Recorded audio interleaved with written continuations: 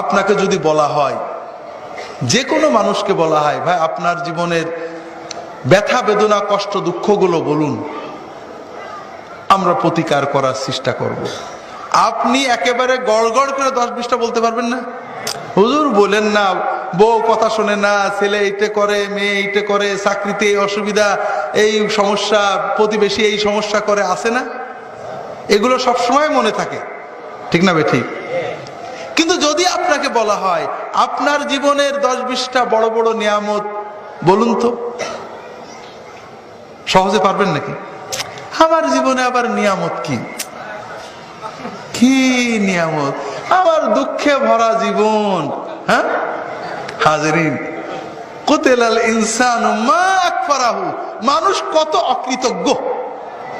হাজরিন, না, এটা মুমিনের তবিয়ত হতে পারে না। মুমিন ঠিক এর উল্টো হবে। আপনার জীবনে ব্যথা বেদনা কি? কই না, আলহামদুলিল্লাহ, কি আর ব্যথা বেদনা?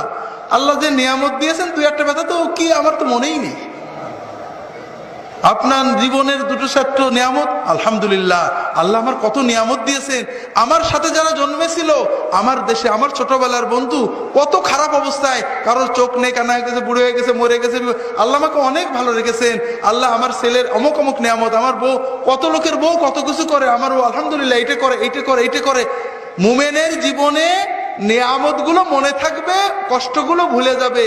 আর এই জন্য সবচেয়ে বড় ঔষধ হলো আলহামদুলিল্লাহ। হাজরিন, এই জন্য আপনাদের বলি, একটু জান ভরে মন ভরে আলহামদুলিল্লাহ বলা শেখেন, দেখবেন জীবনের কষ্ট অর্ধেক চলে যাবে, এমনি অটোমেটিক চলে যাবে। রাসূলুল্লাহ সাল্লাল্লাহু আলাইহি ওয়াসাল্লাম সকাল বেলায় উঠে, বিছানা থেকে উঠেই কি বলতেন? আলহামদুলিল্লাহ আল্লাযী আহয়ানা বা'দা মা আমাতানা ওয়া ইলাইহিন নুশুর।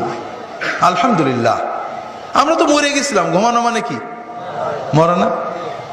আল্লাহ আবার জিন্দা করেছেন, আল্লাহর নিয়ামত, আলহামদুলিল্লাহ। দেখেন, আমরা প্রতিদিন ঘুমেরটা উঠছি, এটা যে আল্লাহর নিয়ামত অনুভব করি নাকি? না, অনুভব করতে হবে ভাই। প্রতিটি নিয়ামত আল্লাহর, প্রতিটি।